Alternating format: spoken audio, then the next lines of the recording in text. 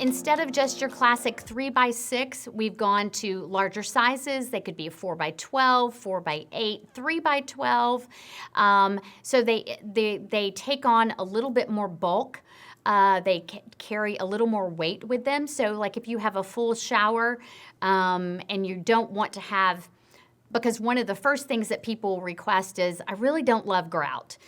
Nobody really loves grout because it just over time can get dirty. They've improved grout a lot, and so the grout that we have chosen to use is Prism, and it has the color built all the way through it, and it can also help set your design element. Most grouts now have a mold and mildew inhibitor.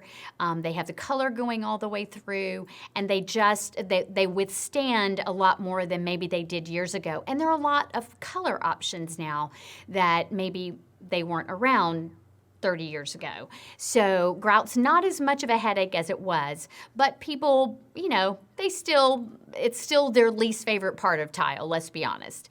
But as far as subways go, you have your glossy 3x6 subway, which is a very standard pattern, but they also have made, this is like a 3x9 tile. It's more of a matte finish. It has some variation in its color, etc.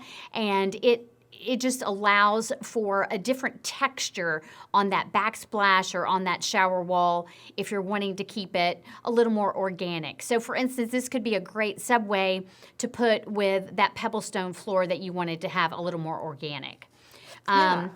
And then as far as even the gloss tiles, subway tiles, they've changed a good bit as well. Oh, wow. Look at that. And so this has a beautiful blue color. There are a lot of tiles that have, and this will be available in whites and creams as well, but they've made some of them a little more decorative.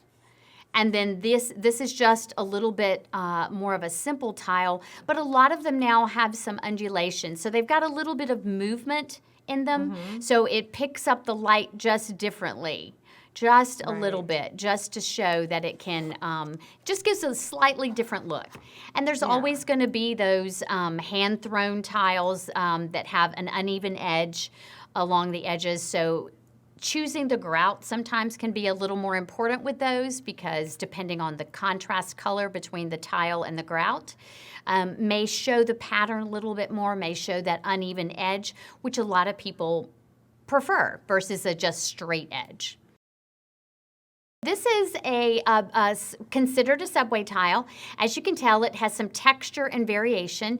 It is not a natural stone. It would be a porcelain or a ceramic, and we would call this a staggered installation because the bricks are staggered in the joints so that you get a little bit more of a traditional kind of brick look, even though the tile is a little bit different. It does emulate very much a look of a stone.